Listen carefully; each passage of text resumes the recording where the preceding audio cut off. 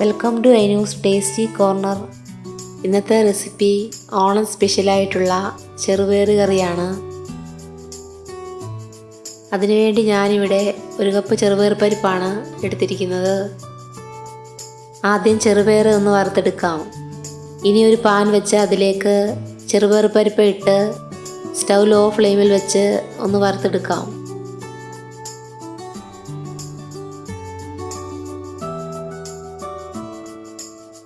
ഇപ്പോൾ ചെറുപയർ പരിപ്പിൻ്റെ കളറൊക്കെ മാറി നല്ലൊരു സ്മെല്ലൊക്കെ വന്നിട്ടുണ്ട്.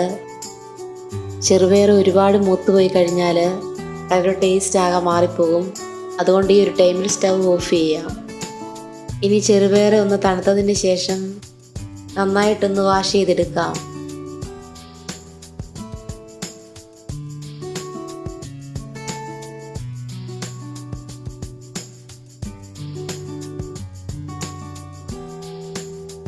ഇനി ഒരു കുക്കറിൽ കഴുകിയെടുത്ത ചെറുപയർ ഇട്ട് കൊടുക്കാം.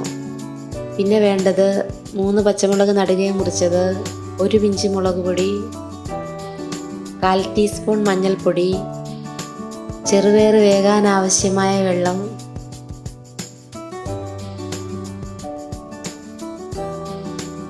പിന്നെ 1 ടീസ്പൂൺ നെയ്യും ആവശ്യത്തിന് ഉപ്പും കൂടി ചേർത്ത് കുക്കറിൽ വേകാനായിട്ട് വെക്കാം.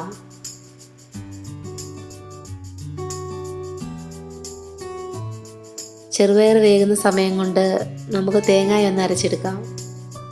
അതിനായിട്ട് 1 കപ്പ് തേങ്ങയിലേക്ക് 2 അല്ലി വെളുത്തുള്ളിയും 1/4 ടീസ്പൂൺ ജീരകവും 1/4 ടീസ്പൂൺ മഞ്ഞൾപ്പൊടിയും ചേർത്ത് നല്ല ഫൈൻ പേസ്റ്റായിട്ട് ഒന്ന് അരച്ചെടുക്കാം. ഇപ്പോൾ കുക്കറിലെ വിസിലൊക്കെ പോയി ചെറുപയർ നന്നായിട്ട് വെന്ത് വന്നിട്ടുണ്ട്. ഇനി ഇതിലേക്ക് അരച്ചെടുത്ത തേങ്ങയും ആവശ്യത്തിന് വെള്ളവും ചേർത്ത് കൊടുക്കാം.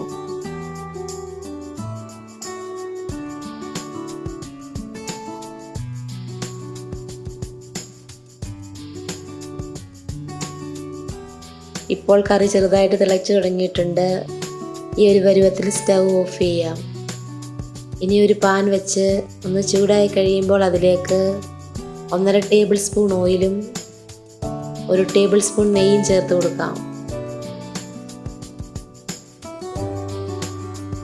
ഇനി അതിലേക്ക് 1/2 ടീസ്പൂൺ കടുകിട്ട് കൊടുക്കാം.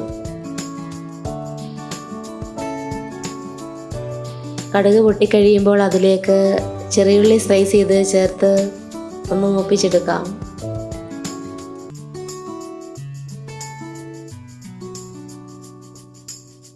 ശേഷം കറിവേപ്പിലയും വറ്റൽമുളകും ചേർത്ത് ഒന്ന് മൂപ്പിച്ചെടുക്കാം.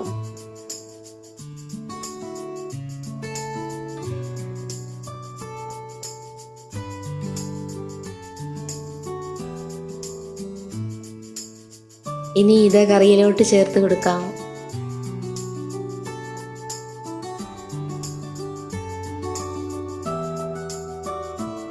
ഇപ്പോൾ സദ്യ സ്പെഷ്യലായിട്ടുള്ള ചെറുപയർ കറി റെഡി ആയിട്ടുണ്ട്.